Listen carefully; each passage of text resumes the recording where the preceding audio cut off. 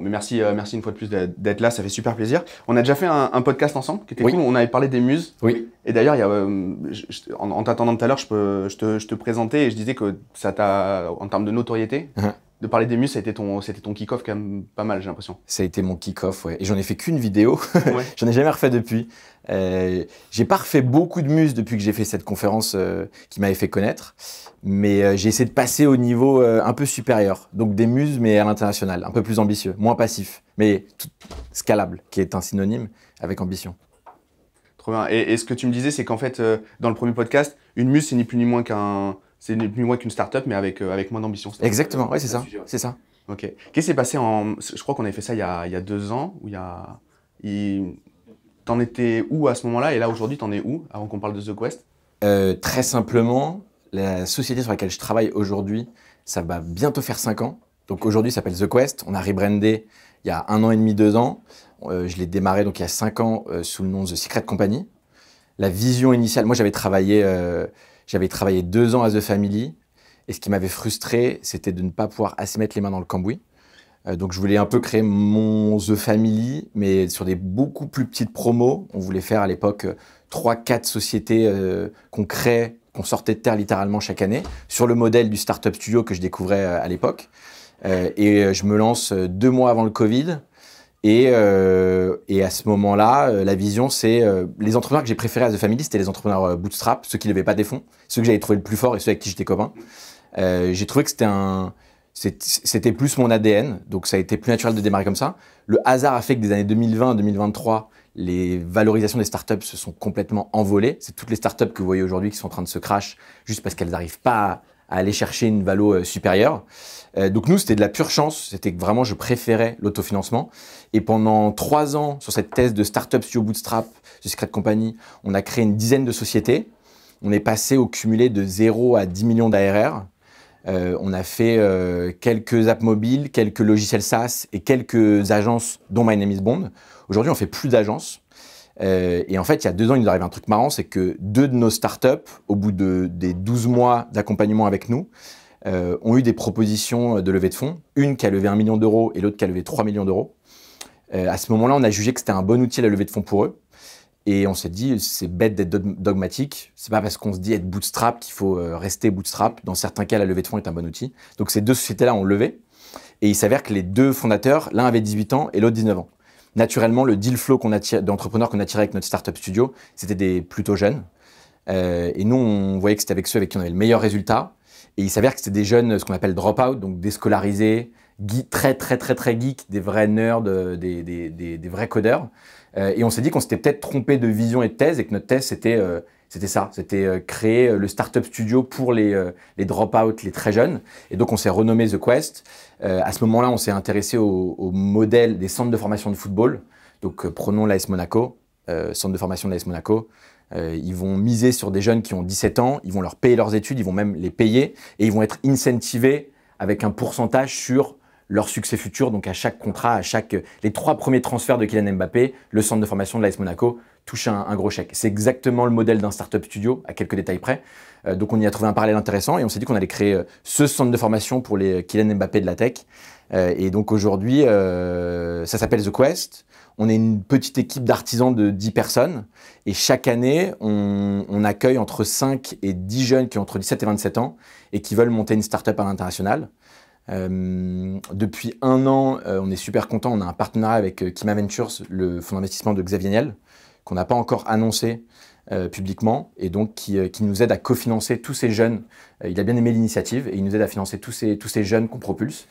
Et aujourd'hui, on fait toujours après le même métier. On crée chaque année une dizaine de startups. Il y a 1/3 d'apps mobiles. Donc ça va être des apps mobiles consumer type nouveau réseau social ou app utilitaire à abonnement. Ça va être des logiciels SaaS. Et ça va être des boîtes beaucoup plus de science-fiction futuriste. Ça va être de la deep tech et dans les grandes lignes, par exemple, ça va être des jeunes qui veulent inventer une nouvelle technologie blockchain. Imaginez par exemple, il y a une dizaine d'années, Vitalik Buterin qui décide de créer le réseau Ethereum. C'est exactement la typologie de jeunes qui viennent nous voir. Et nous, notre vision, c'est on veut faire ça pendant le plus longtemps possible et on espère arriver à propulser le maximum de jeunes, dont on espère un peut-être futur Zuckerberg. Et pour ça, notre thèse, c'est on leur donne 100 000 euros donc ils sont cofinancés avec Xavier Niel. On les accompagne pendant 12 à 18 mois pour faire sortir de terre l'idée qu'ils ont en tête. En général, ils sont soit déjà déscolarisés, soit ils le deviennent grâce à notre chèque de 100 000 € qui leur permettent de quitter l'école. Et nous, on va travailler avec eux pendant 12-18 mois sur toutes les fondations de leur boîte. C'est les aider à affiner leur vision, bien identifier, comprendre granulairement le problème qu'ils attaquent, les aider à bâtir la bonne solution pour résoudre ce problème avec une vision futuriste, les aider à trouver les bons cofondateurs quand ils n'en ont pas, et les aider à trouver un product market fit, le fameux, et les aider, s'ils le souhaitent, à lever des fonds avec les bons investisseurs. Et en général, dans ces 12 mois-là, on les envoie tous très rapidement à San Francisco pour aller voir des investisseurs américains. Ouais, donc il y a aussi une partie culture, rencontrer du monde, vraiment comprendre les codes de la startup, comprendre tout ça, quoi. Ouais. Donc tu as un vrai enjeu à sourcer des cofondateurs.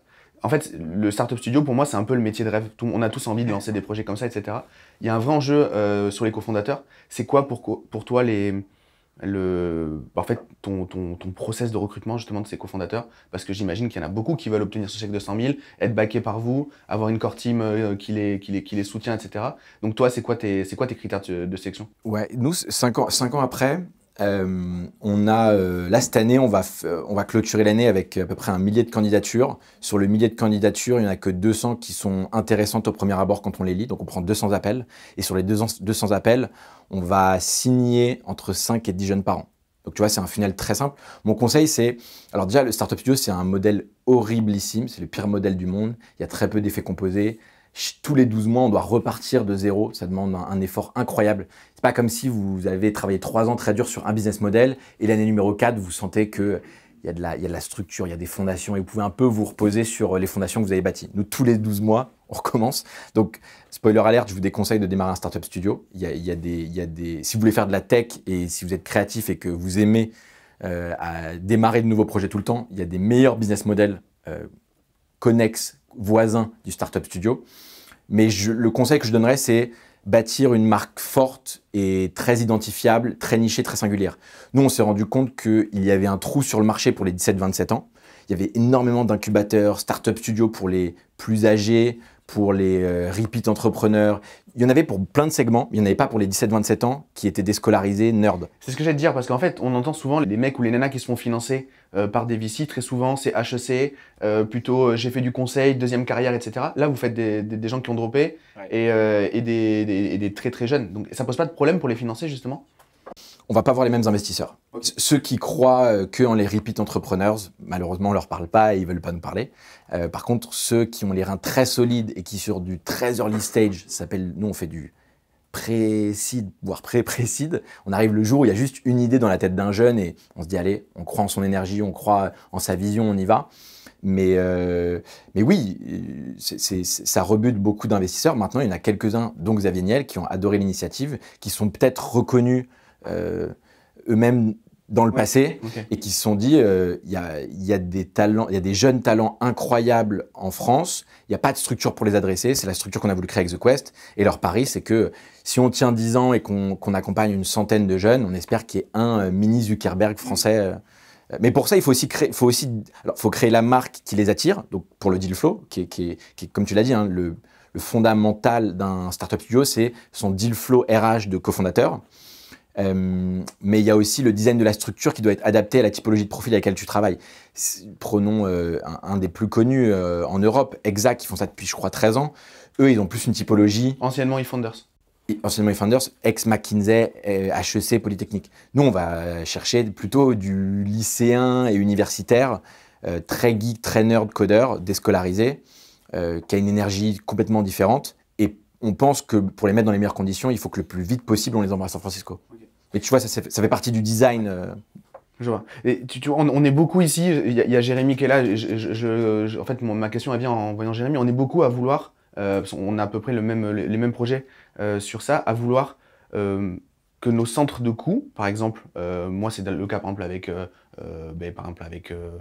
les ads. Le centre de coûts, on paye un prestat pour faire des ads, mais en fait j'ai tout intérêt à rentrer au capital de mon agence, de cofonder une agence en dessous de ma boîte principale. Jérémy, il fait ça avec ses coachs, il a des coachs avec qui il s'associe, et on est plein ici à vouloir le faire. Donc on a un petit peu notre studio, on a au moins nos prises de participation, avec des prestataires qui deviennent nos associés. et ces centres de coûts deviennent des centres de profit. On est plusieurs à vouloir le faire. Et est-ce que, du coup, au niveau du recrutement de la personne, si on n'a pas identifié, toi, tu nous conseilles d'avoir quel profil du coup? Plutôt geek, plutôt nerd? Moi, j'étais persuadé qu'il fallait plutôt des profils sales, que ça se passait mieux quand c'est des profils sales. Ça dépend les sociétés que vous co-créez, ça dépend quelle typologie elles ont. Si c'est des sociétés de services, des agences, des firmes de consulting, je pense effectivement que des profils sales feront des meilleurs DG, directeurs généraux pour ces agences-là. Si vous faites des startups, dans l'ère dans laquelle on entre encore plus avec l'IA, je pense qu'il y a un defensibility moat à être soit excellent en tech, soit excellent en marketing international. Donc je vous conseillerais plus de chercher des profils CTO ou CMO internationaux. Ok. Hyper intéressant. Et du coup, là, tu nous donnais des chiffres sur l'ARR. Ça a été quoi les leviers justement de croissance qui vous ont permis en 5 ans d'obtenir ces trucs-là? Si on balise un petit peu le parcours, c'était quoi les trucs qui vous ont fait accélérer aussi vite? Et 5 ans après, on a 20 lignes au portfolio, donc on a créé 20 sociétés dans lesquelles on a à peu près 20% d'equity, de participation. Aujourd'hui, l'année dernière, donc fin 2023, on venait de passer les 22 millions d'ARR cumulés sur ces 20 sociétés. Si tu regardes granulairement dans notre Excel, il y a 5 sociétés sur les 20 qui font ces 22 millions d'ARR en réalité. C'est un Pareto extrêmement resserré avec du 95%, 5%. Donc on a un SaaS qui fait 6 millions d'ARR, un studio d'app mobile qui fait 6 millions d'ARR, et après tu as 2-3 sociétés qui font 3-4 d'ARR, tu vois. Ok. Et le fait d'avoir arrêté les agences, oui. C'est une volonté, c'était pas dans la vision, c'est plus un sujet pour le financement, ou c'est justement des freins à la croissance, ce genre de... On a arrêté les agences parce qu'on pouvait se le permettre. Okay. C'était un moyen d'autofinancement, parce que le pire business model à financer au monde, c'est les startup studios. Il y a très très peu d'investisseurs qui veulent les financer, parce qu'en fait, à comparaison, vaut mieux mettre un ticket dans un fonds d'investissement. Le startup studio va être plus risqué. Alors, pas dans les faits, mais en tout cas dans l'imaginaire et dans la perception, oui. Donc les investisseurs détestent les startup studios, ce qui fait que nous, avant d'avoir des résultats, on n'aurait pas pu convaincre Xavier Niel il y a 5 ans. Il a regardé aussi ce qu'on a fait ces 4 dernières années. Donc nous, on a arrêté les agences parce qu'on pouvait se le permettre aujourd'hui et pour se concentrer 100% sur des projets tech startup. Maintenant, on l'a fait à l'époque par nécessité, de besoin de cash flow, mais on l'a fait aussi par anomalie. Quand j'ai démarré il y a 5 ans The Quest, je voulais faire une cour de récré entrepreneuriale où on créait des projets. Il n'y avait pas de vision encore extrêmement claire. Et il s'avère que quand on avait des problèmes identifiés sur le marché qu'on voulait résoudre ou des idées qui popaient dans notre tête, on ne se demandait pas si c'était des boîtes tech ou des boîtes de services. On montait le projet et on regardait comment facturer les clients. Il s'avère que par hasard, on a fait une agence de service qui s'appelait SEO Secret, une agence productisée / SaaS qui s'appelle My Name is Bond, et après énormément de SaaS et d'app mobile. Et donc c'était une anomalie qui nous a bien été, qui nous a sauvé le cul, et aujourd'hui on n'avait plus besoin. Ok. Et comment vous distribuez le focus? Parce que quand vous avez une vingtaine de projets à suivre, ta core team, elle est distribuée comment? Et comment tu peux accompagner au mieux les différents projets? Parce qu'on est plein ici à avoir différentes activités. On peut avoir des activités en physique et des activités en ligne. Le point commun qu'on a tous ici, c'est qu'on a des activités en ligne. On peut être multi-entrepreneur et on a des difficultés à distribuer notre focus. Donc toi, c'est ton métier de créer des projets. Donc comment tu... Ça dépend comment tu le fais. Si tu es un entrepreneur solo qui se dit j'ai de la bouteille, j'ai du cash, j'ai peut-être du leverage d'influence médiatique, je vais prendre des participations dans les sociétés ou créer un écosystème de sociétés autour de ma société centrale. La question, c'est le deal que tu fais. Tu vas voir un entrepreneur et la bonne façon de le faire selon moi, c'est de lui dire tu vas être le DG de la boîte, je ne vais être que le facilitateur, que l'actionnaire plus expérimenté, que le mentor. Voilà, il faut trouver la bonne terminologie pour vous définir, mais il faut que le deal soit clair. Tu peux lui vendre de l'influence, tu peux lui vendre de l'apport en capital ou tu peux lui vendre de l'accompagnement. Je vous déconseille de vendre de l'opérationnel. Aucun humain, même Elon Musk n'arrive à gérer que 3-4 énormes boîtes en ce moment. Aucun humain ne peut gérer plus d'une boîte sérieusement en réalité. Donc ça finit mal en général ces histoires.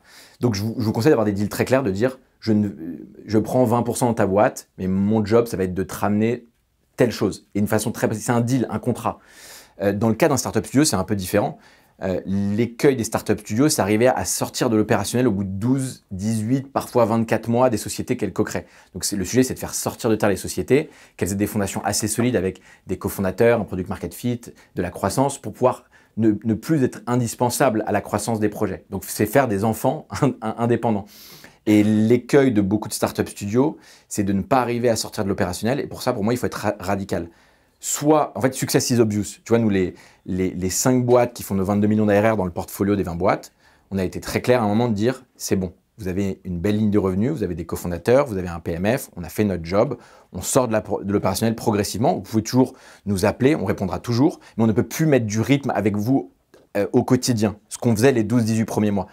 Et il faut aussi le faire malheureusement pour ceux qui n'ont pas de succès. Il faut savoir prendre sa perte et se dire, voilà, j'ai travaillé 18 mois, success is obvious, et dans le cas de la majorité des startups, tu ne trouves pas de product market fit aussi bon sois-tu. Et donc il faut prendre sa perte et dire, on arrête. Pour pouvoir redémarrer un cycle je redémarre un cycle de sortage de terre de nouvelles sociétés. Et donc, de la même façon qu'un accélérateur le plus connu aux États-Unis, c'est Y Combinator.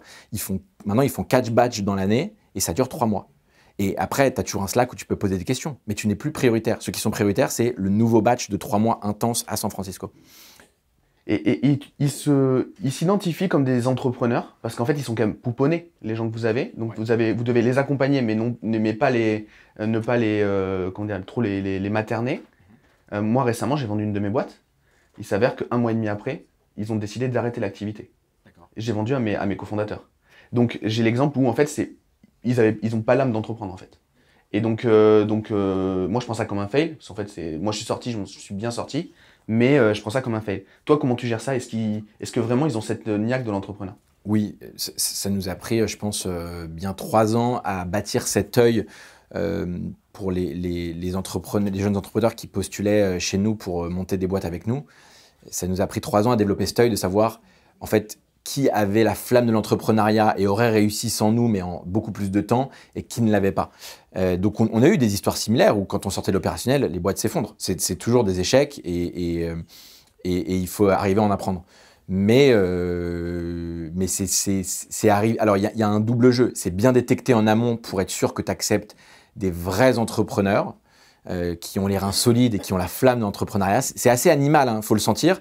De l'autre côté, il faut pendant les 12-18 mois où tu travailles avec eux pour mettre du rythme et bâtir ces fondations, il y a une dynamique où nous, la chance qu'on a, c'est qu'ils sont très jeunes et qu'ils ont une plastique cérébrale qui font qu'ils apprennent très vite. Et ce qu'on traque à la semaine, c'est leur courbe d'apprentissage, nous, en interne. Et donc, rapidement, on voit ceux qui ont la meilleure courbe d'apprentissage, ceux qui vont être indépendants le plus rapidement possible. Et donc là, nous, on regarde à chaque fois. Notre métier, c'est d'abord de faire devant eux pour qu'ils apprennent. Ensuite, on fait avec eux. Et ensuite, ils font et on regarde. C'est comme ça que même on fait apprendre du deep learning.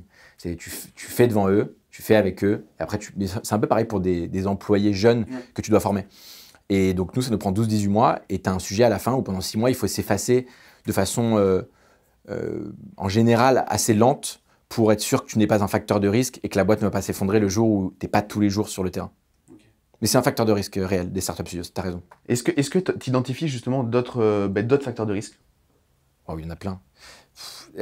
En entrepreneuriat, le facteur de risque numéro 1, c'est marrant, je prenais un café avec Boris, le partenaire de Partech Ventures, qui est un gros fonds d'investissement dans les startups en France, qui me disait, alors eux, ils font de la seed et du série A, ils ont 30% de leur portfolio qui s'effondre parce que les fondateurs s'engueulent, ou il y a un désalignement entre fondateurs. Donc le plus gros problème en entrepreneuriat, c'est l'humain et c'est les relations humaines. Ok. Et ça, tu arrives à le détecter? Est-ce que d'ailleurs, C'est super dur. Ok. C'est super dur parce que c'est cyclique. Tu peux avoir une équipe qui vit très très bien ensemble pendant 3 ans et qui, sur un nouveau cycle, va très mal vivre ensemble. En plus, c'est souvent lié à des facteurs exogènes. Quand la boîte va très bien financièrement, c'est rare que les gens s'engueulent. Hein. On trouve toujours des raisons pour mettre sous le tapis les petits défauts qui nous gênent. C'est quand il y a des problèmes financiers qui se prennent sur la table que ça va moins bien. Maintenant, il arrive qu'il y ait des projets à énorme succès se désalignent, mais pour des raisons très personnelles, quoi. Genre, ils font une soirée, il y en a un qui drague la mauvaise meuf et ils s'engueulent. C'est aussi trivial et idiot que ça. C'est des histoires humaines, hein. C'est comme les couples. Hein. C'est vraiment. Okay. Donc, c'est imprévisible. C'est pour ça qu'il faut prendre une cadence de pari et se dire que nous, dans notre cas, on se dit qu'on va minimum. Ça fait 5 ans, on va encore y jouer minimum 5 ans à ce jeu-là. Sinon, en fait, on n'aura pas de feedback loop pour avoir appris de notre jeu. Ce qui est assez intéressant, c'est que tu vois, quand tu fais du freelancing ou du service de l'agence, tu vas délivrer un client. En général, tes 100 premiers clients, tu les délivres assez mal. Mais à chaque fois que tu délivres mal, à peu près tous les mois, tu as une feedback loop où ils te disent « j'ai bien aimé comment tu m'as servi, j'ai pas aimé comment tu m'as servi ». Au bout d'1 ou 2 ans, quand tu fais une agence de consulting, tu commences à être bon. En général, même si tu n'es pas très intelligent, tu deviens bon. Le problème en startup studio et en fonds d'investissement, c'est que ta feedback loop, elle est à 10-15 ans. Donc si tu joues pas au jeu à 10-15 ans, tu n'as même pas une feedback loop. Imagine. Ouais. C'est le pire business model au monde. Ok, très clair. On a identifié, en préparant cette intervention, on a identifié 3 business models que vous faites tourner. Ouais.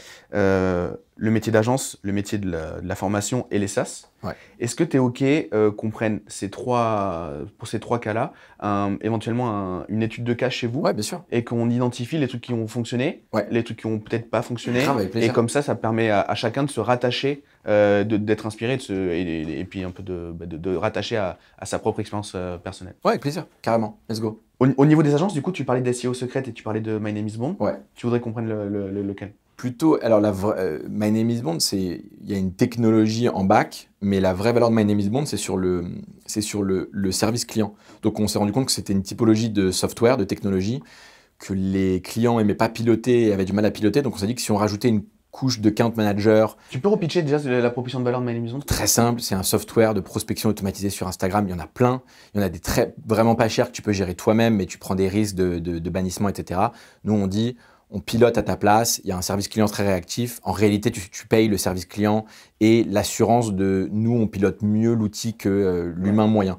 Mais donc, si tu regardes dans les unités économiques, ça ressemble beaucoup plus à un SaaS. C'est du MRR, on calcule le churn. Ça n'a pas les unités économiques d'une agence. Donc, autant prendre SEO Secret. Ouais. D'accord. Alors, quelle est donc là-dessus la proposition de valeur de cette agence-là? C'est faites de votre site web le numéro 1 sur Google en search organique SEO gratuite. Et au niveau des datas de ce projet, au niveau du nombre de clients ou du chiffre enfin... Alors, c'est une agence qu'on est en train de revendre en ce moment, mais entre le jour 0 et l'année 1, on est passé de 0 à 50 000 € de CA par mois. Okay. Et c'est toujours resté à peu près à ce niveau-là.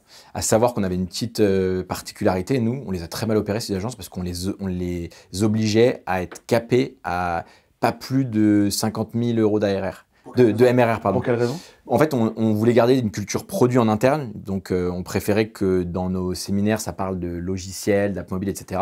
Et on voulait pas une double culture avec des gens qui parlent consulting et des gens qui parlent produit. Donc on obligeait nos agences à ne pas dépasser un certain seuil de chiffre d'affaires annuel. Ok. Du coup, c'est ce seuil de 50K, vous l'avez atteint. C'était quoi les leviers qui ont permis de le faire et surtout de le maintenir? C'est intéressant le fait que ce soit maintenu. Ce qui nous a fait... Alors, il y avait un vrai trou sur le marché. À l'époque, il n'y avait pas vraiment de... On s'est lancé avec le positionnement de Uber vs Taxi. Donc, on disait, toutes les agences SEO se foutent de votre gueule, vous surfacturez, vous vendez des slides. C'était partiellement vrai, mais assez vrai pour que les gens s'identifient et disent c'est vrai.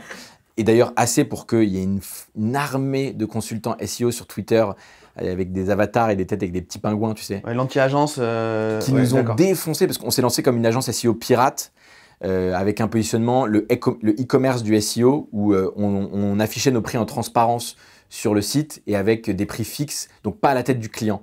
Exactement ce que ne faisait pas le marché. C'était une super stratégie de go-to-market parce qu'on s'est directement positionné comme l'agence SEO pirate. Et donc, on attirait à nous les clients qui avaient eu des mauvaises expériences avec des agences SEO. Mais au final, tu vois, 5 ans après, on est une agence c'était un bon go-to-market pour pénétrer le marché. Maintenant, on est une agence traditionnelle et on vend des accompagnements entre 1 000 € et 6 000 € par mois et on te staffe un consultant chez toi. Donc, c'est très traditionnel. Non, c'est hyper intéressant quand un marché est structuré de se construire contre ça. Ouais. Avant d'avoir de la preuve sociale et ensuite donc c'est ce qui te fait vendre au départ, c'est ton positionnement et ensuite après c'est ta preuve sociale qui reprend le relais quand tu as tes premiers résultats clients en fait. Exact. Et c'est pas une agence. Franchement, aujourd'hui, c'est 90% de bouche à oreille, l'acquisition. Ok.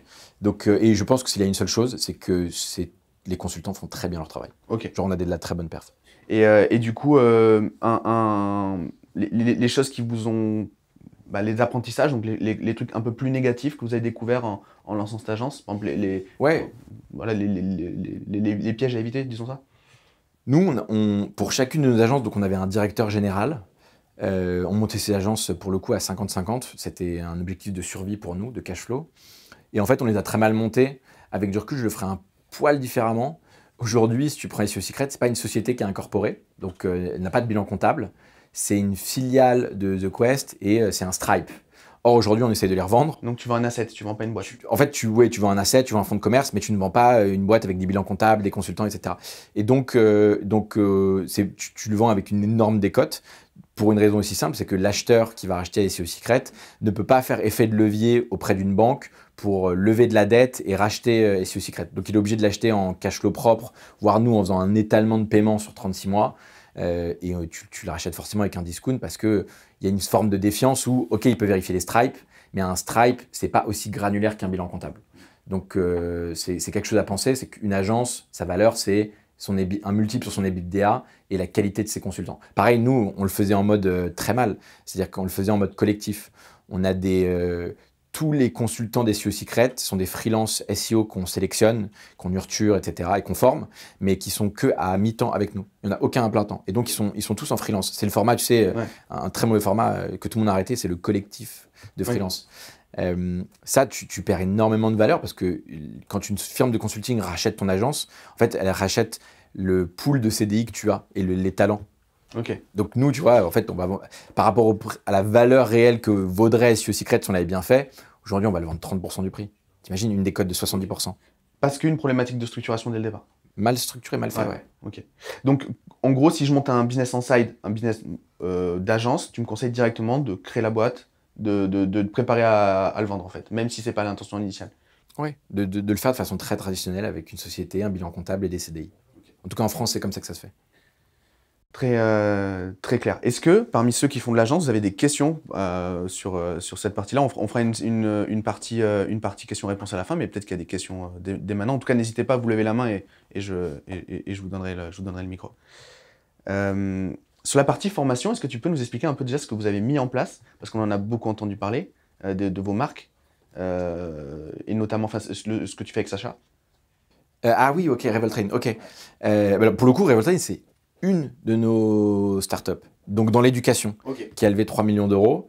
Mais les apprentissages de Revoltrain, ouais, sont intéressants. C'est une équipe pour le coup, de marketeurs.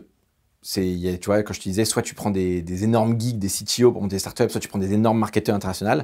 C'est une équipe de marketeurs et de marketing américains qui étaient, à titre personnel, très mécontent de l'éducation en France, en tout cas du système éducatif supérieur, donc des écoles post-bac, et donc qui n'étaient pas contents de la façon dont ils s'étaient designés, et ils se sont dit, il faudrait qu'on crée des écoles qui apprennent des métiers très concrets, donc deviens monteur vidéo, deviens community manager, des métiers modernes, en 3 mois au format bootcamp, et où n'importe qui en France, où qu'il soit, puisse suivre des écoles. Pour faire HEC, il faut être à Paris. Là, on voulait que n'importe qui dans la Creuse puisse avoir accès à une formation de très bonne qualité, la génération Internet. Et donc, on a créé Revoltrain avec l'envie de faire des écoles avec des campus virtuels, des écoles digitales. Et le vrai unfair advantage de Revoltrain, le vrai secret, parce que toute startup a un secret de fabrication, c'est le marketing à l'américaine. Là où les écoles traditionnelles font des salons à Paris pour recruter des étudiants, ou vont faire, je sais pas, des prospectus, nous, on faisait des ads sur Instagram avec un funnel parfait qui amenait un webinaire.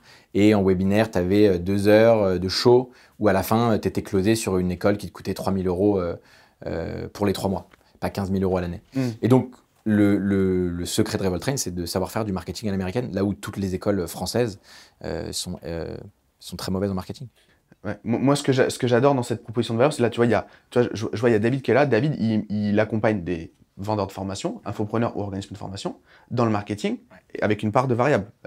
Et en fait, c'est une autre façon d'expliquer le métier que vous avez mis en place, vous. En vrai, et là, vous êtes trop fort, c'est dans le branding que vous apportez, quoi. Ouais, on s'est inspiré du marché de l'infoprenariat et des méthodes des infopreneurs en termes de marketing, mais on l'a juste appliqué à une école plus traditionnelle. Et donc, potentiellement revendable sur le marché du private equity, parce que des écoles, c'est un actif qui se rachète très bien. Tu vois, une école, ça se rachète entre 10 et 15 fois l'EBITDA. C'est un des plus gros EBITDA, multiples de rachat en EBITDA du marché. Et du coup, vous avez résolu un problème, et il y a beaucoup de monde ici qui se pose la question, du personal branding, parce que du coup, c'est l'école. Vous vendiez de la formation, mais c'était la compétence que vous vendiez, et non pas le personal branding. Et ici, il y a plein de personnes qui aimeraient sortir de ça. Donc, comment vous avez... Après, c'est pas le challenge qu'on a encore réussi le mieux, parce que sur de l'éducation, rien de plus puissant qu'un gourou ou qu'un infopreneur. On a plus tendance à faire confiance à un humain qu'à une marque. Maintenant, pour avoir une marque aussi qui donne autant confiance qu'un humain, ça demande des années de travail pour bâtir cette marque. Et je pense, tu vois, Revoltrain s'appelle Freeland la première année et demie. On a renommé Revoltrain parce qu'on voulait aller sur le marché US. Et donc, la révolution du training, Revoltrain, et qu'en plus, dans le branding, on voulait aller faire un contre-pied à l'école qui est très statique, qui est un bâtiment. Nous, on voulait un train dans lequel tu rentres, tu ressors rapidement, tu vas d'un point A à un point B, c'est très technologique, ça avance vite, et c'est pas le gros bâtiment lent qu'on imagine. Donc, j'espère qu'ils arriveront à prendre les US, mais on n'a pas encore réussi cet enjeu de marque. Okay. C'est bien. D'ailleurs, si on marketait beaucoup mieux les professeurs qui sont dans ces écoles-là, je pense qu'on aurait encore des coûts d'acquisition encore moindres. Parce que rien de tel qu'un humain, un gourou, un infopreneur. Et comment est-ce que tu arrives à capitaliser entre les différentes écoles? Est-ce que tu arrives à avoir un actif commun, des leads par exemple, ou hormis le savoir-faire et l'apprentissage que tu cumules, qu'est-ce que vous arrivez à mutualiser quand même des choses entre les différentes écoles? Oui, quand les boîtes sortent de notre studio au bout de 12-18 mois, je peux un peu raconter leur histoire et ce qu'on a fait avec. Après, je ne peux pas raconter tous leurs secrets de fabrication. Ouais, bien sûr. C'est de l'espionnage industriel. Mais oui, c'est un des gros enjeux d'arriver à mutualiser les leads sur les différentes formations. On a quelques stratégies. Ok. Donc, les pièges à éviter sur la distribution de formation, la création d'écoles, pour toi, quel est le truc, l'erreur que vous avez pu commettre qui pourrait nous éviter de... Je pense que sur Revoltrain, on a fait très peu d'erreurs. Maintenant, les cartes sont dans leurs mains et j'espère qu'ils iront très loin. Quand on vend de la formation, on a dit, il y a un enjeu aussi il y a un enjeu il faut l'incarner très souvent par un humain. Ouais. L'enjeu du cofondateur, justement, est-ce qu'il est différent par rapport à un SaaS où en fait, le SaaS, tu vends quand même le cofondateur est un peu plus anonyme, entre guillemets. Ça dépend. Okay. Ça dépend, mais oui, si tu as un bon SaaS, alors, si tu as un bon SaaS, il va se vendre sans égérie. Maintenant, tu vois, Steve Jobs le disait, et on est dans une ère où quoi que tu fasses, quoi que tu vendes, quelle que soit ton entreprise, produit, service, infoprenariat ou quoi que ce soit, ne pas incarner sa marque au démarrage en tant que fondateur, c'est une perte de valeur pas maligne. Il faut le faire. Maintenant, il faut, tu vois, c'est marrant, il faut avoir la clairvoyance, je dirais, quand tu as des fondations solides. Je dirais année 3-4, tu vois, dans cette timeline-là, d'arriver, et je l'ai vu ça, chez certains entrepreneurs qui l'ont réussi, en fait, au bout de l'année 3, 4, 5, il y a ça peut être des concurrents ou des fonds de private equity qui vont te faire des propositions de rachat ou qui vont commencer à te renifler, vont faire des petites due deals très light et qui vont te dire « Ah, en fait, facteur de risque trop grand, tu es trop l'égérie de ta boîte. Or, si je te rachète, je vais pouvoir te loquer 2-3 ans en tant qu'employé, mais on connaît l'histoire avec les earn-out, tu vas rester qu'1 an, 1 an et demi. En bref, tu es un trop gros actif de la boîte pour que j'arrive à bien la valoriser, cette boîte, et faire un ROI sur 10 ans derrière. » Donc, à ce moment-là, en général, ça choque les entrepreneurs. La bonne façon de le faire, je peux vous partager le secret, je l'ai vu, c'est qu'à ce moment-là, il faut comprendre qu'il faut arriver à se mettre en retrait sans casser la machine à acquisition de ta boîte qui est très dépendant de ton visage.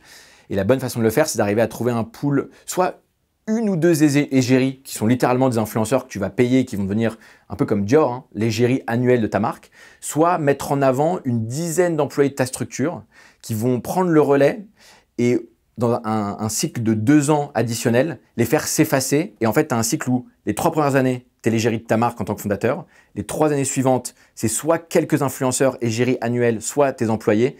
Et d'année 6 à 9, il faut qu'il n'y ait plus d'égérie. Il faut que tu aies une marque assez solide pour qu'elle tienne tout seul et que ta machine d'acquisition ne repose plus sur ta tête. Très clair. Et c'est un écueil c'est un écueil qu'ont eu beaucoup de DNVB qui sont nés dans les années 2015. Je ne vais pas les citer, mais vous les aurez en tête.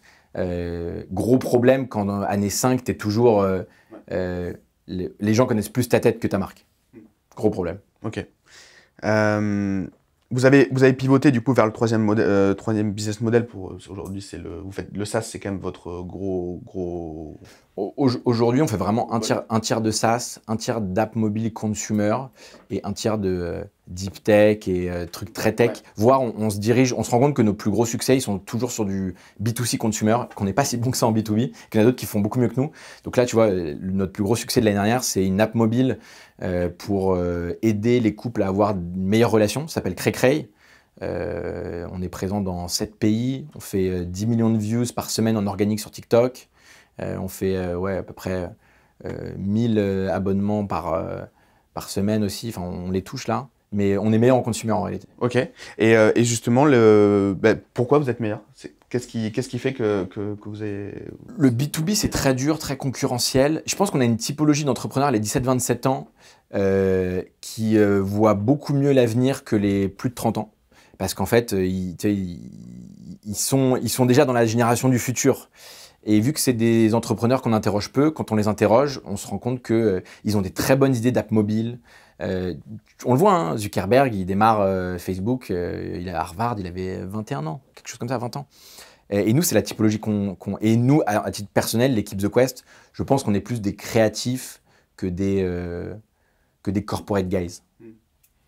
Ici, là, il y a deux entrepreneurs qui sont sur des projets pas similaires, mais complémentaires, sur de l'IA, et notamment du setting, de la conversation avec de l'IA, avec de la voix et avec des messages. Est-ce que tu as c'est le début Enfin, la tech est en place pour ces deux entrepreneurs-là, et en plus, ils sont assis à côté l'un de l'autre. Et du coup, est-ce qu'au niveau de la distribution, au niveau du plan d'action, est-ce que tu aurais quelques recommandations tu connais pas le modèle, tu sais pas tout ça, mais déjà, voilà, quelques conseils sur la roadmap pour le déploiement de ça, la distribution de ce genre de service. Donc, ils font de l'IA setting, et c'est par téléphone? Ou c'est sur un réseau social précis? WhatsApp, essentiellement. WhatsApp, ouais. WhatsApp. Ouais. Donc de l'IA setting WhatsApp. Aussi, non? Ok. Moi, je suis avec lui, il a Ouais. D'accord. WhatsApp, Insta, LinkedIn, je le redis pour le micro. D'accord. Je peux vous donner plein de conseils, mais la question c'est quelle est votre problématique du moment? Je vais vous donner un conseil non sollicité bateau. L'IA sur des usages aussi précis que vous voulez faire le setter IA ultime, je pense que ça va être un marché complètement fragmenté et que dans chaque pays, il y aura des centaines de players qui font la même chose. Donc ton enjeu, c'est la brand. Comment tu fais une brand que les gens identifient, adorent et qui te permet de facturer plus cher, d'avoir une LTV plus grande, des niveaux de marge plus grands. Je vous donnerai ça comme conseil non sollicité. Après, je serais curieux de connaître vos problématiques du moment pour mieux vous conseiller en vrai. Ok, trop bien. Et les grandes étapes, quand on est sur ce genre de projet-là, du coup, ça me fait une transition toute trouvée, parce qu'on devait parler du modèle bootstrap versus la levée de fonds. Ouais. Est-ce que ce genre de business-là, c'est un business qu'il faut bootstrapper ou sur lequel il faut lever des fonds? Moi, aucun doute. Bootstrapper. Vous n'avez pas un CTO de génie dans l'équipe? Si? Un CTO incroyable, un cofondateur tech incroyable. Ou vous vous branchez à des LLM type Llama, OpenAI et compagnie? Vous vous branchez, ok. Si tu veux pas de tech propriétaire, de toute façon, je pense que tu n'arriveras pas à lever avec des gens sérieux et je vous déconseille de lever. L'IA, comme vous la faites, c'est le futur du SaaS ou le futur des agences.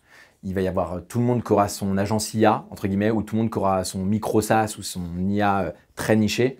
Levez pas et essayez de faire un maximum de cash. C'est le futur des PME. Ok, très clair.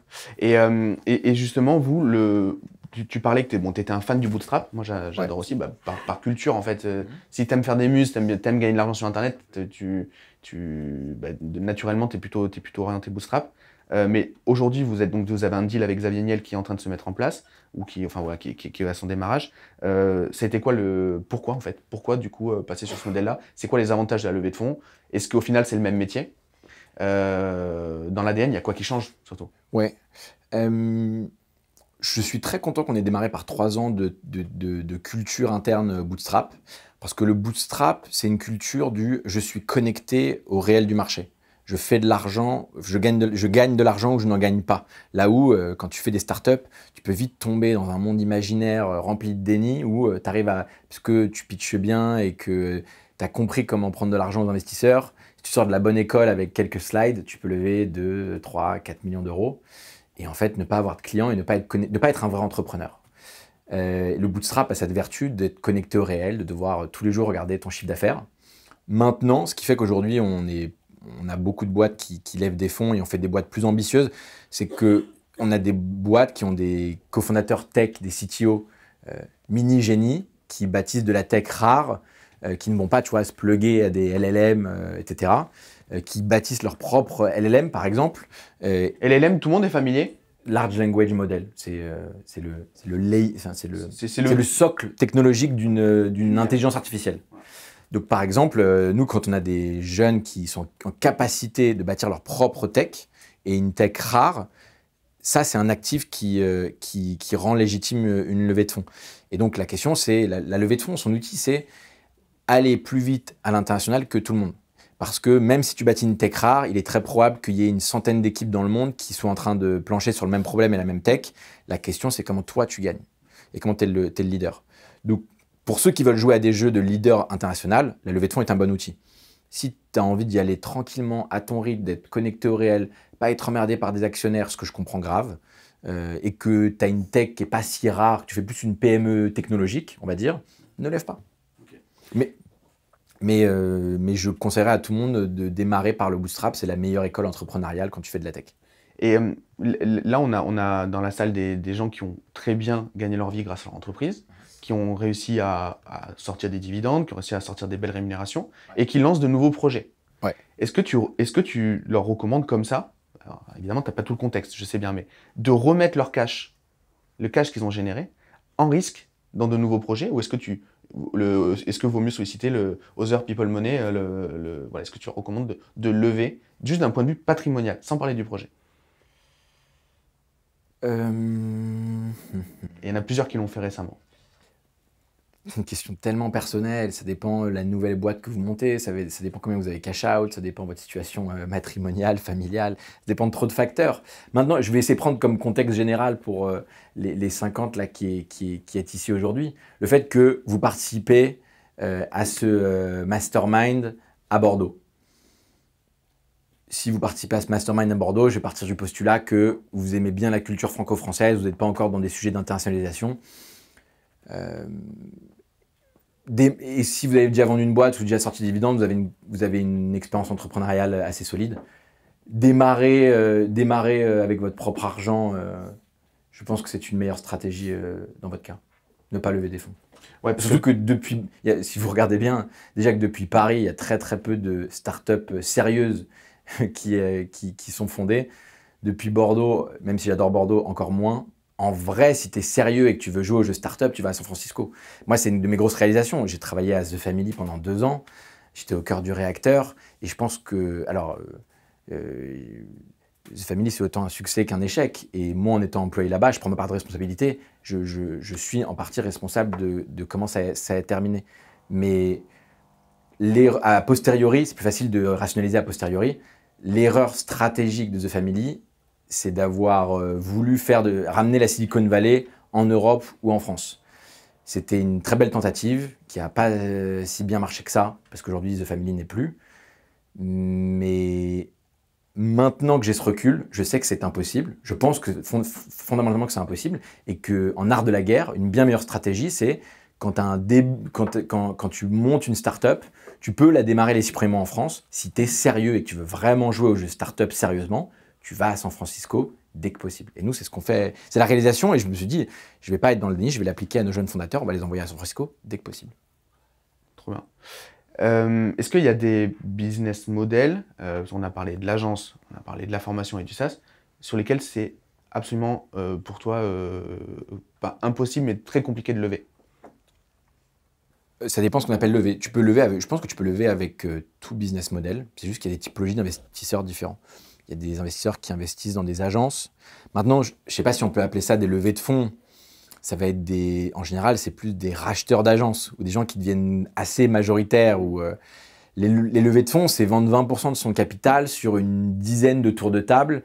Et si tu arrives à faire les 10 tours de table, tu as même plus qu'une licorne et tu peux rentrer en bourse et tu peux exit, etc. tu peux lever, enfin quand on dit lever, tu peux lever en dette. Hein. En fait, c'est un abus de langage en réalité. Mais donc tous les business models peuvent lever. Maintenant, il y a des business models, tu vois, l'infoprenariat, ça vaut pas trop le coup de lever. Tu prends moi, un modèle que je connais très bien, c'est les applications mobiles consumer. Il y a une forme de financement qu'on connaît assez peu qui s'appelle le publishing, qui est très inspiré des labels de musique. Imaginons que tu démarres une application mobile utilitaire qui est une application qui t'aide à faire tes étirements tous les jours. Il y en a peut-être qui ont besoin de s'étirer dans la salle, on est tous en remote ou dans nos bureaux à Vichy. Ton application, elle coûte 5 € à la semaine, c'est un format d'abonnement de 5 € à la semaine. Tu commences à faire, tu viens d'atteindre les 10 000 € de MRR, revenu récurrent mensuel. Si tu penses que tu peux faire un leader international, va lever des fonds avec des VC, du venture capital.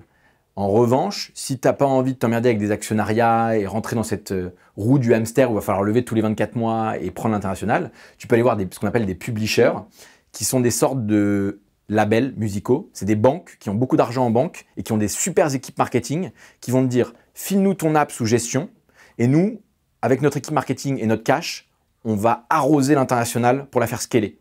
Et donc, en général, c'est un contrat de 3 ans où tu vas faire, ça dépend comment tu négocies, quel est ton leverage, mais tu vas faire, ils vont prendre 80% des revenus. Enfin, vous allez partager la marge tous les mois. Ils vont prendre souvent 80% de la marge et toi 20%. Ça peut être du 70-30 si tu as un peu de leverage, jusqu'à au mieux du 50-50. Et c'est vraiment inspiré de l'industrie musicale. Et dans les apps mobiles, ça fait partie des business models anomalies où il y a un système de publisher. Et je ne crois pas qu'il y ait de publisher pour les agences de services.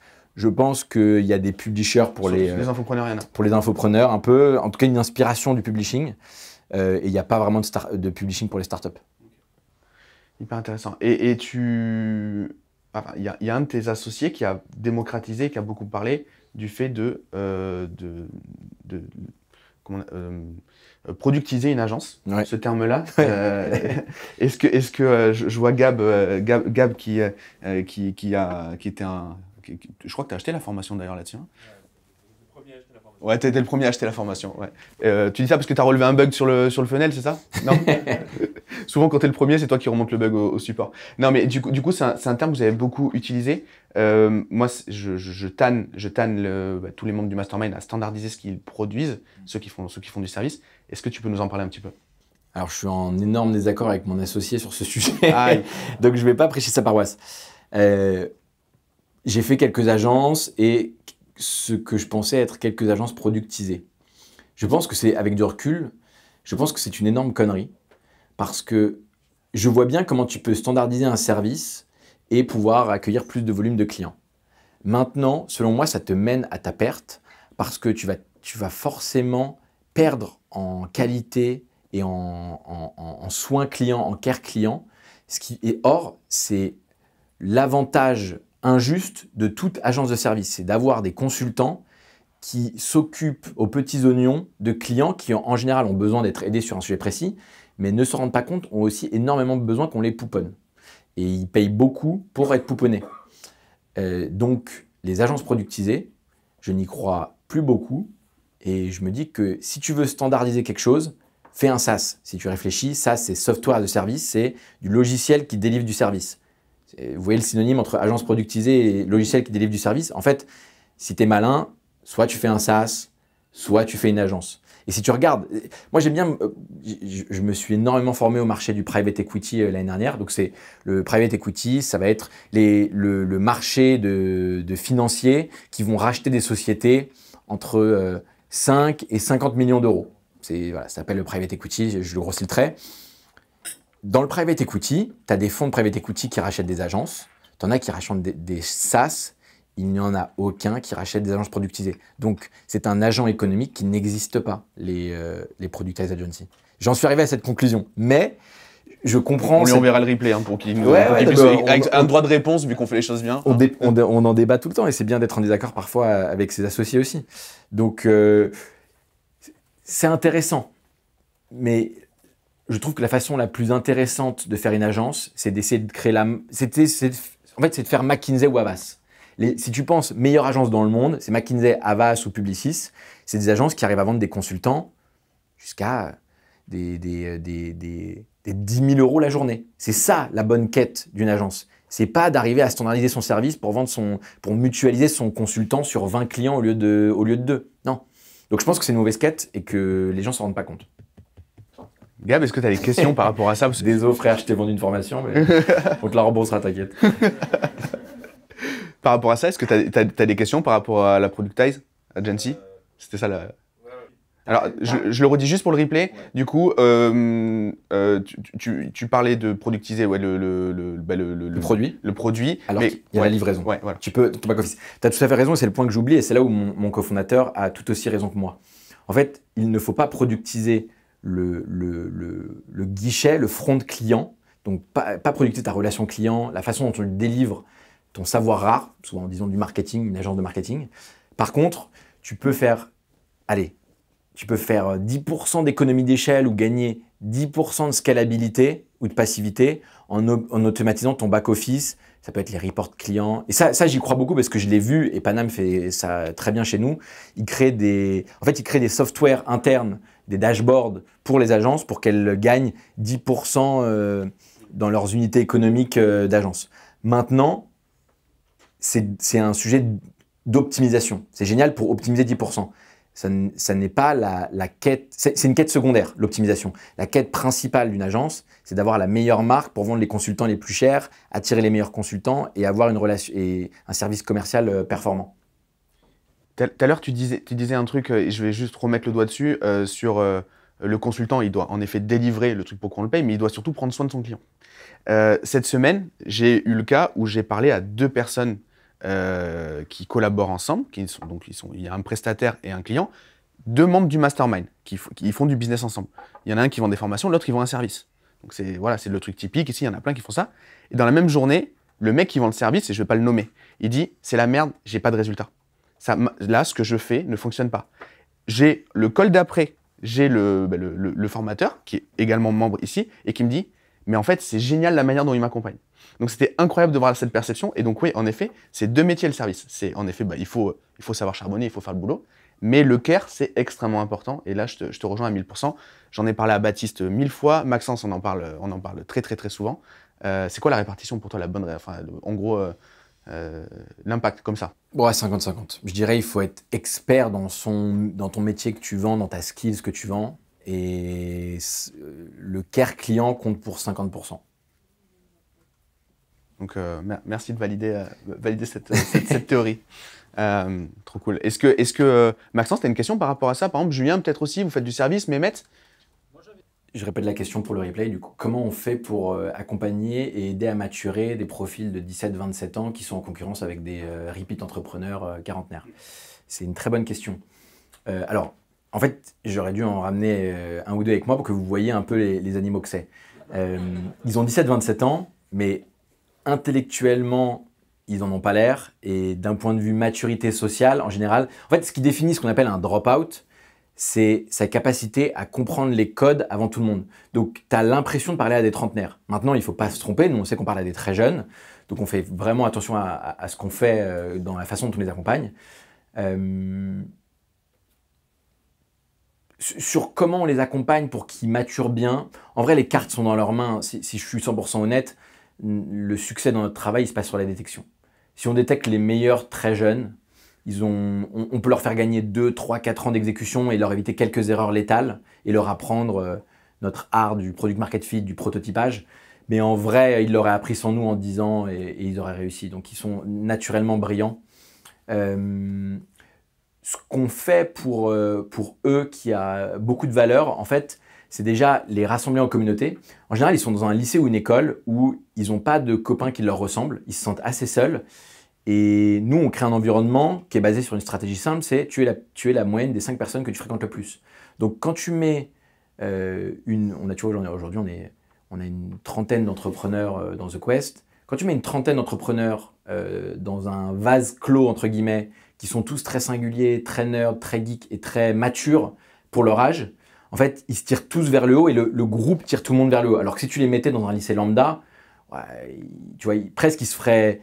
Ça nivelle le niveau vers le bas. Donc nous, il y a une vraie valeur à la communauté de nerds drop-out. Ensuite, on crée un pool d'investisseurs qui aiment ces profils-là et donc on leur facilite la levée de fonds, on leur trouve des advisors qui aiment ces typologies-là, qu'ils auraient beaucoup plus de mal à trouver ailleurs.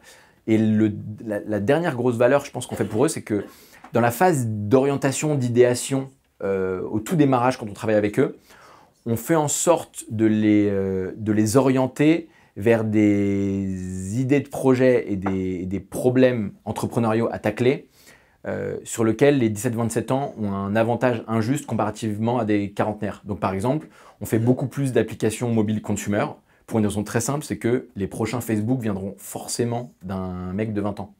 Et parce que c'est des gens qui voient l'avenir et qui vivent déjà dans l'avenir au présent. Donc on ne les envoie pas sur du B2B SaaS ultra chiant, à moins qu'ils en aient les caractéristiques personnelles. Ce qui peut arriver, hein. Il y en a qui, tu vois, ils ont 20 ans, ils sont déjà à moitié en costard et ils te vendraient du SaaS parfaitement comme un quarantenaire. Mais la majorité, ils sont meilleurs en B2C.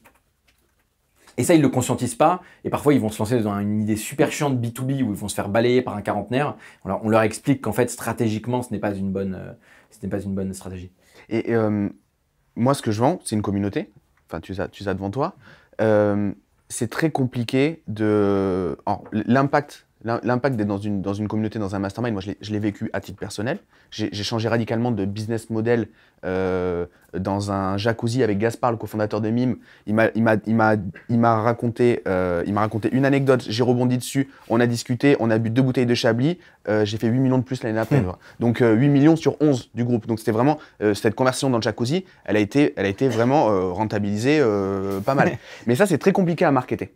Et donc, il y a la puissance, et d'ailleurs, moi, c'est pour ça que je mets je mets de plus en plus des temps libres pour justement créer, pendant les rencontres, créer juste l'occasion de discuter avec un tel et avoir une petite graine qui se plante et que ça fasse un changement quantique dans le business. Moi, je l'ai moi-même vécu, mais c'est très compliqué à marketer, parce qu'en fait, si tu n'es pas conscient de ça, c'est très délicat. Et donc, toi, en fait, tu es un peu sur le même modèle, à part que toi, tu t'associes avec eux. Oui. Et en fait, ça, comment tu leur fais prendre conscience que ça va être ultra important d'être en communauté? En fait, je pense que qu'ils aient 17 ou 40 ans, tu ne peux pas faire prendre conscience. Si les gens ne comprennent pas que le grand secret de la vie, c'est tu es la moyenne des personnes que tu fréquentes le plus, que ce soit ton amoureux, ton amoureuse, tes amis, tes associés ou tes collègues, ou tes potes entrepreneurs. Si tu n'as pas compris ça, tu n'as pas compris un truc fondamental. Moi, je ne me bats pas avec les gens qui ne l'ont pas compris. Et donc, c'est un filtre à l'entrée. Si tu postules chez nous, c'est que tu l'as compris. Et moi, le fait que tu l'aies compris, c'est un indicateur que j'ai envie de miser sur toi. Si tu l'as pas compris, que tu me dis, ouais, est-ce que la communauté va vraiment apporter de la valeur? Aussi intelligent sois-tu, je te refuse. Parce qu'en fait, c'est ce qui va te faire défaut dans l'aventure entrepreneuriale, c'est aussi une aventure humaine. Si tu ne comprends pas que les autres sont ton miroir et tu es leur miroir et tu as besoin d'eux pour évoluer et que tu ne pourras pas réussir tout seul, tu auras besoin de cofondateurs, tu auras besoin d'employés, tu auras besoin d'une équipe. Si tu n'as pas compris ça, si tu penses que tu es plus fort que tout le monde et que tu as besoin de personne, tu vas évidemment te prendre les pieds dans le tapis. Et moi, je ne me bats pas avec les gens qui pensent ça. Ouais, très clair. Est-ce qu'on a des questions pour Max? Ouais, Norton? Tu as dit tout à l'heure que c'était hyper important, enfin, que tu parlais beaucoup de valorisation d'actifs en termes tech surtout.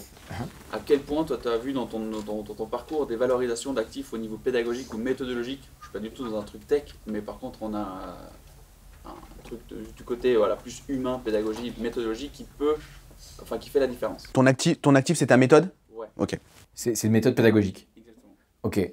Si je simplifie, en général c'est un bon exercice, tu es une école. Oui, clairement. Ouais. Ok. Bah, une école, ça va se valoriser 15 fois les l'EBITDA. C'est un des meilleurs multiples du marché. Et du coup, avec ça, si tu veux après passer à l'international et tout ça, est-ce que tu irais du côté levée de fonds? Est-ce que tu as vu des échecs avec ça? Est-ce que tu irais du côté publishing? Faudrait que tu me parles plus de ton business model, tes clients, etc. Mais non, je ferai en sorte de... Tu fais combien de chiffre d'affaires aujourd'hui annuel? 800? J'irai faire 2 années consécutives de millions et à ce moment-là, j'irai voir des banques pour financer ma croissance. Jean, tu avais une question par rapport à la question de Norton? Simplement, pourquoi c'est aussi élevé le multiple sur les écoles? Pourquoi ouais. Parce qu'une école qui a une bonne marque installée, elle va tenir longtemps dans le temps. Et donc, tu vois, je pense que c'est fait pour ça. Moi, c'est comme ça que je l'ai rationalisé. Les meilleurs multiples, c'est les SaaS et les écoles. Ça fait partie des meilleurs business models qui ont des meilleurs multiples. Et très simplement, quand tu vois que tu as un SaaS qui fait, je sais pas, 5 millions d'ARR, le mec, il rachète en rachetant... Alors, fut une époque, c'était 15-20 fois les l'EBITDA. Aujourd'hui, tu es plus à 10, voire 7 en multiple sur les SaaS. pour plein de raisons exogènes et conjoncturelles. Mais le mec qui le rachète se dit, si je rachète et que je tiens 7 ans, j'ai remboursé ma mise. Là, sur une école, c'est pareil. Une école, c'est difficile, une fois qu'elle a un certain niveau de revenu, une marque installée, pour la faire s'effondrer, presque il faut le vouloir, tu vois. Parce qu'en fait, si tu regardes les écoles sur le marché, tu prends n'importe quelle école post-bac, parmi tous les clients qui en sont sortis, donc les étudiants, trouve une école dont plus de 50% des étudiants la recommandent chaudement en privé quand il n'y a pas de caméra. On ne trouve pas beaucoup. La satisfaction client d'une école, elle est éclatée au sol. Malgré ça, les écoles arrivent à continuer. Parce que c'est un business de l'espoir, je pense qu'il y a plein de raisons. Mais c'est des business qui durent bien dans le temps. Donc structurellement, leur multiple de valorisation est assez élevé. Là où tu vois sur les agences, prenons les agences, c'est pas un très bon multiple. Une agence, c'est, disons, 2,5 fois l'EBITDA sur une agence. Pourquoi? Parce qu'on sait très bien que l'actif principal d'une agence, c'est ses consultants et ses fondateurs, ses partenaires, ses directeurs. Quand tu rachètes une agence, tu arrives à loquer entre 2 et 4 ans les fondateurs et les équipes, avec différents mécanismes d'incentive financiers. Bah, tu vois, en fait, ça veut dire que... Et en général, ils se barrent tous au bout de 2 ans. Ça veut dire qu'au bout de 2 ans, ce que tu as racheté, il s'est barré. Et donc, ton multiple, il est 2,5 fois parce qu'en fait, c'est en 2-3 années que tu rembourses ta mise de ton achat. Aussi bête que ça. En vrai, on essaie toujours de complexifier les choses, alors que revenir à des fondamentaux de l'offre, la demande et la simplicité des marchés, ça t'aide à comprendre le design des choses. Il y avait Jessica, je crois, Alicia et après Joe. Jessica, tu avais ta question? Donc, si j'ai bien compris ta question, entre vente client et care à 50-50, pour toi, si j'ai bien... Ouais, pour mettre en place vraiment la partie vente à 50%, est-ce que c'est vraiment que des systèmes que tu mets en place où du coup c'est prédictible et tu es sûr que tu vas vendre et tu n'as plus de coup qu'à t'occuper du client? Ah non, c'est pas ce que j'ai dit. Ce que j'ai dit, c'est que la valeur d'une agence, du prisme d'un client, c'est 50% la qualité de l'expertise, de delivery, de ton expertise, disons que tu vends du design ou du SEO, et 50% à quel point tu prends soin de tes clients. Et donc ça peut être avoir des consultants super sympas et super forts socialement, mais ça peut être avoir un système automatisé de report toutes les semaines, donc tu donnes de la visibilité. Il y a plein de façons de faire du care client.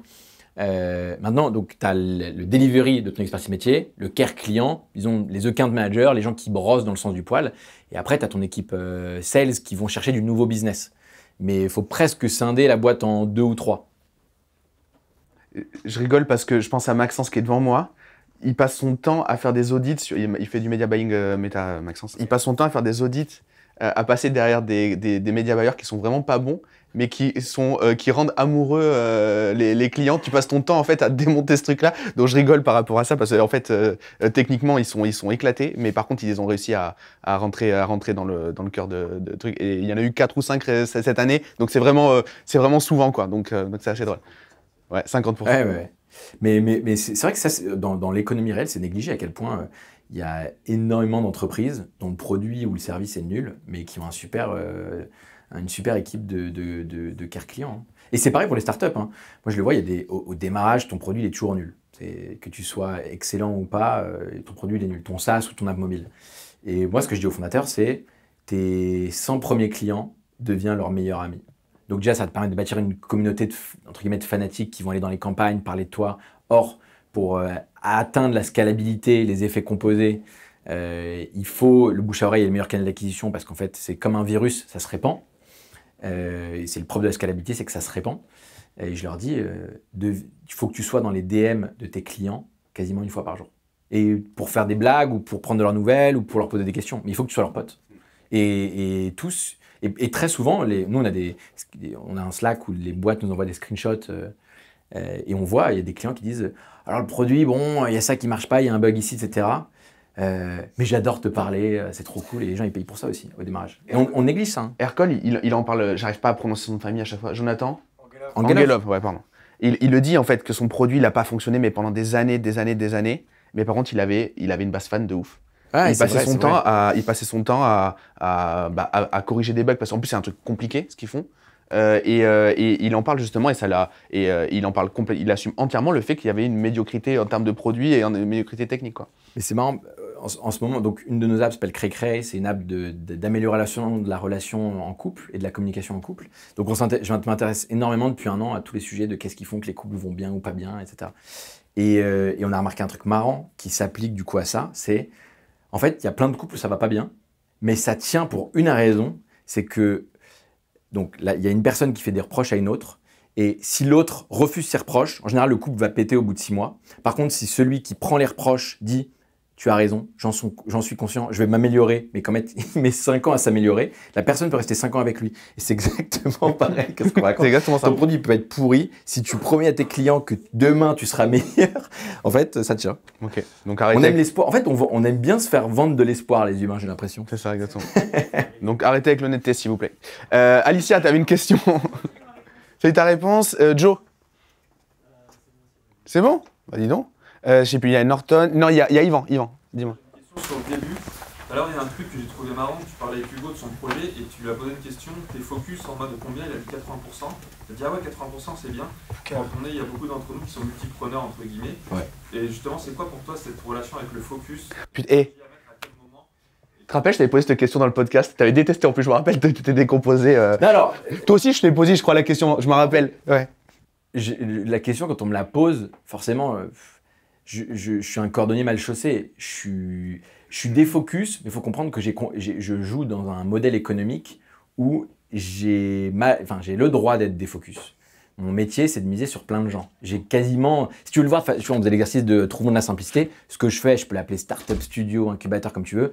Je suis un fonds d'investissement.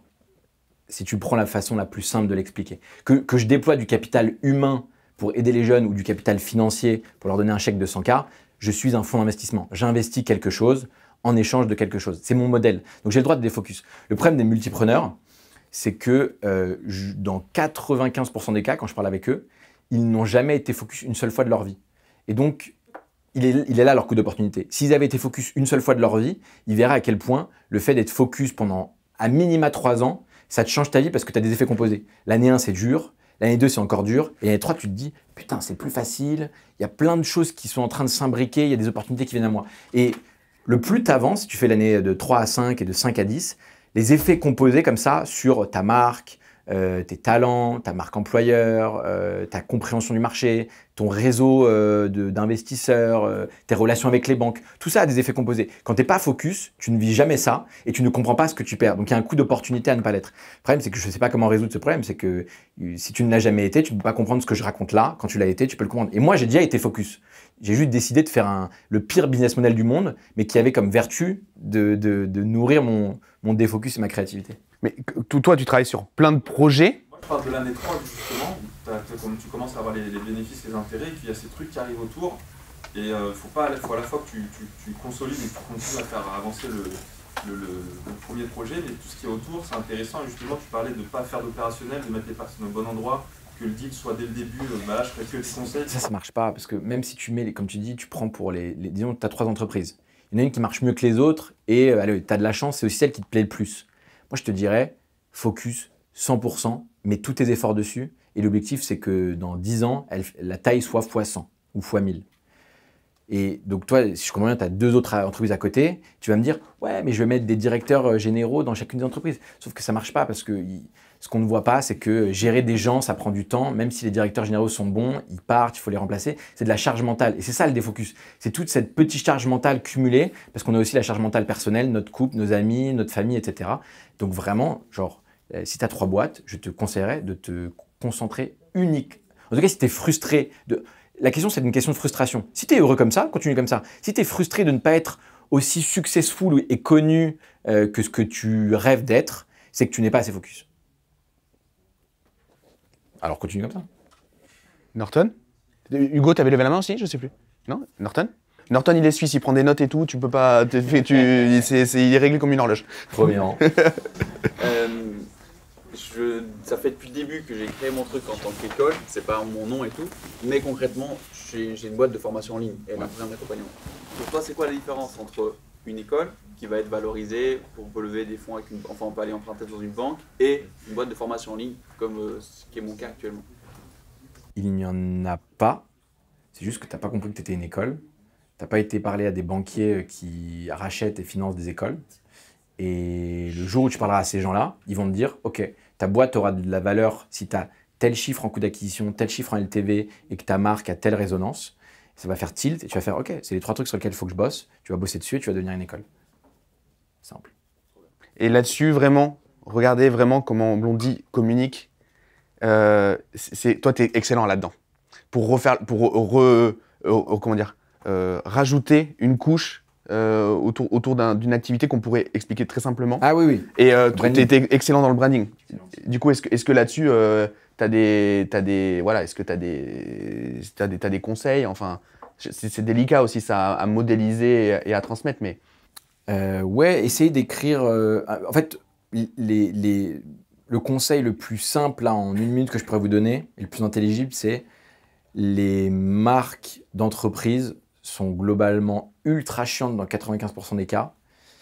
Donc, inspirez-vous des films, des séries, des romans, du monde artistique pour voir comment ils ont créé des marques de films, marques de séries, marques de romans, marques même artistiques. Et demandez-vous comment vous créez, leur méthode d'artiste, vous les appliquer pour faire la marque de votre entreprise et être différent, pas chiant. Et rien qu'être pas chiant, c'est un avantage injuste, incroyable, parce que vraiment 95% du monde corporate et entrepreneurial est chiant à mourir. Je partage. Est-ce qu'il nous reste des questions? Gab? Sur The Quest, vous êtes pas mal de cofondateurs. On est 5, ouais. 5 cofondateurs. Vous avez réparti vos rôles comment? Oula, ça change. En fait, déjà, il y a eu une répartition des rôles quand on a un peu mieux compris notre business model, quand on a rebrandé. Donc, disons que depuis 5 ans, tous les ans, on itère un peu là-dessus. Pour tout te dire, hein, tu vois, les 3 premières années, on avait un système qu'on appelle de champion, où à chaque fois qu'un entrepreneur rentrait dans The Quest, il avait un référent pendant les 12-18 mois de son accompagnement. Donc moi, je m'en occupais de 2, un de mes associés s'occupait de 2 autres, etc. Ça marchait bien, mais il y avait quelques soucis sur le fait que des entrepreneurs étaient frustrés de ne pas voir plus de monde. Maintenant, on avait de la très bonne perf. Là, depuis 2 ans, on essaye le modèle du funnel. Donc moi, je m'occupe de la détection. Donc je fais de la communication et c'est moi qui fais les appels pour juger est-ce que tu rentres ou pas dans The Quest. Je fais l'onboarding avec eux sur la phase d'idéation, leur deck de précide, identification du problème, solution, etc. Toute la partie vision. Et après, ça passe dans les mains de mon associé Robin. Et au bout de 3 mois, ça passe dans les mains de mon associé Adams, puis Julien, puis Panam, etc. Donc on fonctionne en funnel. Ça va nous permettre de faire un peu plus de volume. Ça a encore des défauts et des qualités. Mais nous, on est une équipe de généralistes de l'entrepreneuriat et nos entrepreneurs sont spécialisés sur leur marché ou leur sujet. Donc, par exemple, si tu es un jeune et que tu viens nous voir pour nous dire « je veux faire un nouvel outil blockchain », disons, si au bout de 3 mois, tu n'es pas meilleur que nous et que tu ne nous apprends pas des trucs sur la blockchain, c'est inquiétant. Nous, par contre, on peut t'aider sur les fondamentaux entrepreneuriaux, comprendre la finance, comprendre l'association entrepreneuriale, la RH, etc. Donc, on est des généralistes, on a à peu près tous les mêmes skills à quelques différences près. On se ressemble beaucoup avec mes associés quand même. Voilà, on s'est organisé comme ça, mais c'est très propre à notre business model. Il pourrait y avoir un prof principal, il pourrait y avoir un modèle hybride entre les deux. C'est un peu le prof principal qui, à la fois, tu as des experts sur chaque partie du funnel, mais également un mec qui te suit plus. On y a réfléchi, mais j'y crois pas trop. Ça, c'est le modèle d'une école. C'est pas le modèle d'une école d'entrepreneuriat, selon moi. L'entrepreneuriat ne s'apprend que sur le terrain. Et nous, et c'est pour ça que je prends le parallèle des centres de formation de football. Tu n'apprends pas le football 10% en regardant un écran et en regardant des schémas de jeu. Mais 90%, tu fais ton œil sur le terrain en faisant des passes et des centres. Et nous, on doit être sur le terrain. Donc, le meilleur système qu'on a vu, c'est d'être sur le terrain avec eux. Et donc, pour ça, c'est compliqué qu'il y ait un prof principal. C'est pour ça que je dis école d'entrepreneuriat pour le vulgariser, mais le Startup Studio est une meilleure explication. On sort de terre tous les ans une dizaine d'entreprises. Très bien. Est-ce qu'il reste des questions? Ouais, Joe. Et c'est quoi votre objectif? C'est la revente? Tu viens de cramer ma dernière question. L'objectif, c'est la revente. Alors, non, nous, l'objectif, il est dans le nom, c'est la quête. Moi, si j'avais démarré il y a 5 ans un seul SaaS ou une seule app mobile, je pense que je serais à plus de 30 millions d'ARR en cash flow propriétaire sur mes bilans comptables, j'aurais un levier bancaire, je serais richissime Et voilà. J'ai décidé de ne pas faire ça parce que ça ne m'amusait pas et que j'aime trop le défocus et j'aime trop la créativité et que ce qui m'intéresse dans la vie, c'est pas l'argent, mais c'est m'élever intellectuellement et humainement. Donc The Quest, ça ne se revendra, même si on tient encore 5-7 ans, ça ne se revendra pas bien pour une raison simple, c'est que tu vois, on fait des SaaS, des apps mobiles et des deep tech. Et en fait, c'est trois sous-typologies d'actifs des startups qui font qu'aucun fonds d'investissement n'acceptera de nous racheter dans 5, 7, 10 ans. Et démanteler, ça vaudrait pas le coup Par contre, c'est un fonds d'investissement, c'est-à-dire que c'est une société qui va forcément vivre 100 ans. Et que, alors la question c'est combien de temps on va l'opérer intensément. Ça fait 5 ans, j'ai envie qu'on fasse à minima 50 plus. Dans 10 ans, on regardera le portfolio, on regardera l'ARR cumulé de ces boîtes-là, on regardera lesquelles, j'espère, sont rentrées en bourse, lesquelles... on a déjà, pour te dire, on a déjà fait 2 exits, des petits, hein, et on en a, je pense, 2 nouveaux qui vont arriver en 2025, un peu plus gros déjà, tu vois. Donc on voit comment ça progresse, mais oui, on est un fonds d'investissement et j'aimerais que déjà, j'aimerais faire ça très très longtemps, hein. J'ai pas trouvé le jeu qui m'amuse plus aujourd'hui. C'est très très fatigant, mais c'est très très amusant. Donc, et tu vois, là par exemple, je peux te le dire, hein, avec 22 millions d'ARR dans notre portfolio, dont on détient en moyenne 20% des parts de ces sociétés-là, donc le cash flow, il n'est pas propriétaire. C'est pas mon bilan comptable, les 22 millions d'ARR. En revanche, certaines de ces sociétés commencent à délivrer depuis 1 ou 2 ans des dividendes. Donc déjà, ce qui est super agréable, ce que je n'avais jamais vécu, c'est qu'il y a des fois, je reçois un mail et on me dit envoie ton RIB, on doit t'envoyer plusieurs centaines de milliers d'euros. Ah, hyper agréable. Et là, pour le coup, c'est des sociétés dont on n'est plus dans l'opérationnel. On répond quelques fois par an au téléphone quand il y a des énormes urgences et qu'il faut les aider. Mais je ne travaille plus pour ces sociétés-là. Et donc, c'est de l'actionnariat. Ils nous renvoient des dividendes. J'aimerais qu'à l'avenir, tous les 10 jours, je reçoive un mail pour qu'on m'envoie des dividendes. Et qu'il y ait quelques reventes. Mais surtout, j'aimerais bien qu'on fasse une IPO. Je serais curieux intellectuellement de vivre une entrée en bourse, une IPO. Parce que l'exit, je l'ai déjà vécu, je vois le processus. Je ne vais pas apprendre beaucoup plus, je pense. On en a déjà fait 3-4. J'espère les IPO, ça m'amuse bien. Ouais, Mehmet. Une question pour un créatif comme toi, c'est quoi le référentiel justement pour savoir qu'un projet tu vas te lancer dedans justement parce qu'il t'amuse et que tu arrives à t'enrichir humainement justement. C'est quoi le référentiel là-dedans? Comment tu décides? On a un barème avec une dizaine de choses à cocher. Ce qui est assez drôle, c'est que parfois, on accepte des entrepreneurs en ne cochant qu'une seule de ces 10 cases. Parce que les startups sont des exceptions et que dans certains jeux, avoir qu'un seul super pouvoir sur les 10 de notre barème, ça te permet d'aller au bout. Par exemple, si tu es associable au possible, mais que tu es un ingénieur de génie, développer un nouveau layer blockchain, comme dire, je sais pas, je développe l'Ethereum de demain ou le Bitcoin de demain, il suffit juste d'être un énorme geek pour réussir cette boîte-là. Tu n'as pas besoin de beaucoup plus. Par contre, il y a des boîtes qui demandent d'être un bon sales, d'avoir une énorme énergie, d'être hyper sociable. Et donc, si je dois donner un triptyque sur comment on accepte des boîtes, c'est 1, le jeune en face de nous est singulier. Singulier, c'est quoi? C'est qu'avec 1000 candidatures par an, tu vois direct ceux qui sortent du lot. Donc singulier, c'est pas une très bonne image, mais c'est sortir du lot. Tu as quelque chose de différent. Tu as une flamme, une énergie différente. Et donc il y a ça. Ensuite, tu as une conviction sur un marché ou une problématique et que tu veux résoudre avec un produit tech. App mobile, SaaS, etc. Et donc c'est quoi une conviction? Et ça, c'est assez rare.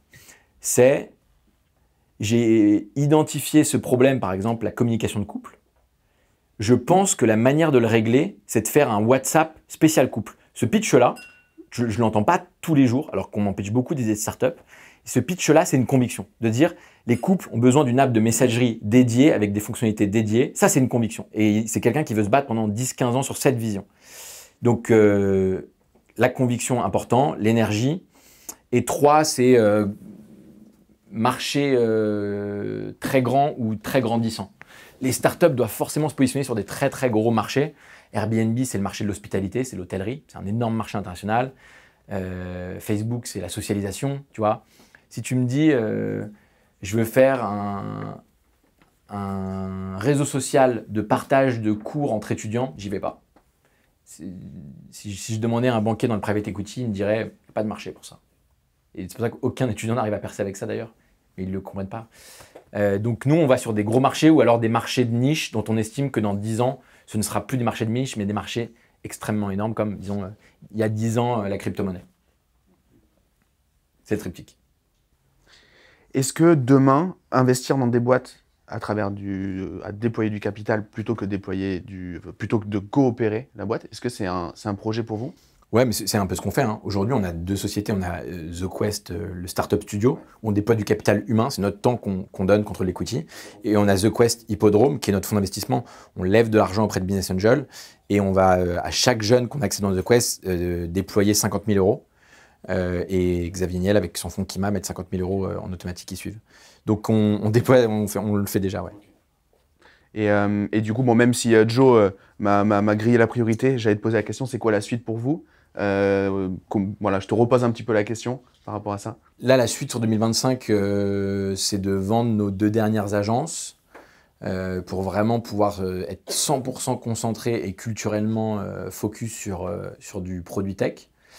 Et tu vois, l'année dernière, on a fait 7 nouvelles startups. Pour que notre modèle tourne bien, il faut en faire 10. Donc l'objectif, c'est d'arriver avec les 1000 candidatures qu'on va avoir en 2025, pas d'avoir 7 jeunes singuliers, mais 10. Trop bien. Trop cool. Bah, merci beaucoup, Max. Merci les amis. Merci beaucoup.